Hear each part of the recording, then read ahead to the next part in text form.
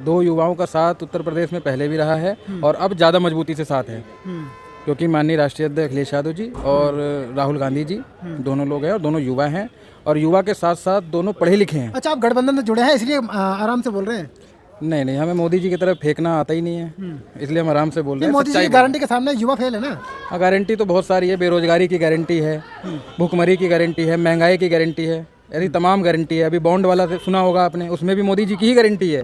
पैसे लेने में, पैसा दो और काम लो, ये मोदी जी की गारंटी है। लेकिन देश को तो चमकाया ना उन्होंने। क्या करा है? चमका तो दिया देश को उन्होंने काले पॉलिश से देश को चमकाया है। काले पॉलिश? हाँ, काले पॉलिश से। इतने काले कानून, किसानों को ले लो आप, तमाम मुद्दे उठा के दे दो। उनका डिसीजन कौन सा सही है आप बताओ? हर मुद्दे पे फेल है वो। कौन सा मुद्दा आप बताओ ना, अगर देश के लिए हित में है बताओ। देश के लिए अच्छा भी नहीं कर रहा और जनता का विश्वास उनके पास वैसी है। अब जनता का विश्वास पता नहीं कैसे टेक्नोलॉजी से है या किस तरीके से है, क्योंकि जनता से आप भी मीडिया हो, जनता के पास जाते हो कि जनता कहती है कि नहीं हम तो वोट विपक्ष को दे रहे हैं और वोट कहाँ मोदी जी को पहुंच जाता है, ये कौन बताएगा? प्यार करती है जनता मोदी जी को।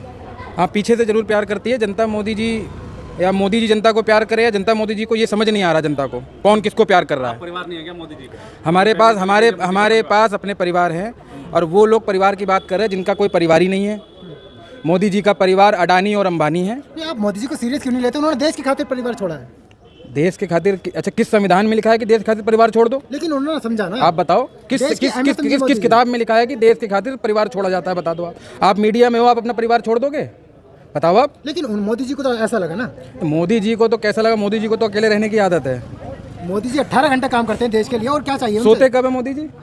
18 घंटे वो काम करते रहते हैं। हमें तो वो 18 घंटे, कई फोटो भी वायरल हुई थी, अडानी जी और अंबानी जी के साथ भी घूमते हुए दिखे थे फ्लाइट में।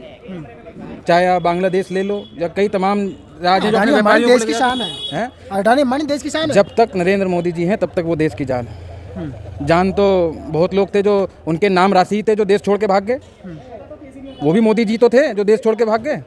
वो जो किंग फिशर आती है, किंग फिशर के जो मालिक है वो भी तो मोदी जी के दोस्त थे। किसकी गवर्नमेंट में भागे वो? लेकिन कहा तो ये जा रहा है जितना भी अगर पैसा दिया हुआ है ये सब कांग्रेस के टाइम का है। और ये इलेक्ट्रॉनिक जो बॉन्ड आया है ये किसका है? ये पैसा कहाँ से आया? ये 10 साल में आ गया? लेकिन मीडिया पर तो चल रहा है, अगर ये पता भी चल जाएगा तो मीडिया तो, अगर बुरा मत मानना, मीडिया तो टोटल बिकी हुई है, सब अडानी अंबानी की है। वो तो मीडिया तो ये भी दिखा रही है 400 पार है, अगले साल दिखाएंगे वो 500 पार है, वो 600 पार भी कर देंगे, उससे क्या जा रहा है? नहीं, मोदी जी जीत रहे हैं तभी तो मीडिया दिखा रही है ना। मोदी जी जीत नहीं रहे हैं, मोदी जी बेईमानी से जीत रहे हैं। बेईमानी से? हाँ, बेईमानी से जीत रहे हैं। मोदी जी बेईमान है क्या? मैं बेईमान नहीं कहा, मैंने बेईमानी से जीत रहे हैं। अब बेईमान तो आप बोल रहे हो, हम नहीं बोल रहे हैं। मोदी जी बेईमानी से जीत रहे हैं। नहीं, कैसे जीत रहे हैं ये तो पता चले। अब वो आप किसी जनता यहाँ खड़ी है, इनसे पूछो, वो अपने आप बता देंगे, उन्हें सबको पता है कैसे जीत रही है। जैसे मोदी जी ने कहा था पहले कि डिग्री वाला मुद्दा उठा था, डिग्री आ गई थी ना, वो कह रहे थे मैंने पढ़ाई नहीं करी है लेकिन डिग्री है मेरे पास, वैसे ही वो जीत नहीं रहे लेकिन जीत जा रहे हैं। वो हिंदुओं की इतनी रक्षा कर रहे हैं मोदी जी। हिंदू सबसे ज़्यादा परेशान है। आप हिंदू हो, सब हिंदू सबसे ज़्यादा परेशान हिंदू है। मुस्लिम सबसे ज़्यादा खुश है, उनको दिखा के उसको डरा के उस पर राज करा जा रहा है। बस ये हो रहा है देश में। मतलब 400 पार लाएंगे, संविधान बदल देंगे और हिंदुओं की रक्षा करेंगे। हो सकता है कि अगली बार चुनाव ना हो देश में, जिस हिसाब से वो बता रहे हैं ना कि 400 पार। उन्हें कैसे पता कि 400 पार आ रही है? कुछ तो गड़बड़ घोटाला है जो पहले से ही सीटों का आंकड़ा पता है कि 400 पार हो रही है। जनता प्यार कर रही है इसलिए इतनी सारी गारंटियां पूरा। ये राजनीति है, ये प्यार मोहब्बत का खेल नहीं है। जनता प्यार करे, जनता प्यार तो बहुतों को कर रही है। जनता ने बहुतों को प्यार किया, लेकिन इस तरीके से प्यार नहीं करा मोदी जी ने। जैसा जो मोदी जी प्यार कर रहे हैं वैसा प्यार किसी को नहीं चाहिए। इतनी महंगाई, बेरोजगारी जो देश में है वो मोदी जी की देन है। गारंटी भी दे रहा है ना वो।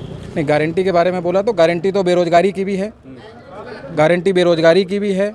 बहुत सी गारंटियां हैं उनकी जो फेल हो गई हैं। पेपर लीक देखो उत्तर प्रदेश में कितने बड़े आधार पे पेपर लीक हुआ भाई। 60 हजार परिवार उन्होंने आवेदन किया हुआ था। 60 हजार परिवार। आप उत्तर प्रदेश से भी हैं और अखिलेश यादव से जुड़े हुए हैं। हाँ। अखिलेश यादव को तो बीजेपी के छोटे सांसद चैलेंज कर रहे हैं, निरहुआ यादव।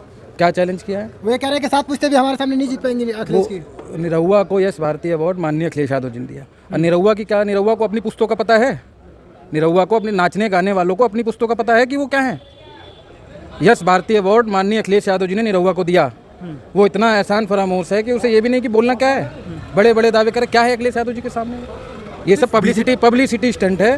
जितना वो माननीय अखिलेश यादव जी के लिए बोलेंगे उतना वो फेमस होंगे, लेकिन वहाँ की जनता अब समझदार हो चुकी है। जनता एक तरफा वोट समाजवादी पार्टी को देने जा रही है और देगी। आजमगढ़ की तरफ से जनता का प्यार निरवा को मिला, तो आप ऐसा हल्के में कैसे ले सकते हैं? सुनिए, वो उपचुनाव था, उसमें तंत्र मंत्र सब कुछ इस्तेमाल किया गया भाजपा के द्वारा, सब कुछ।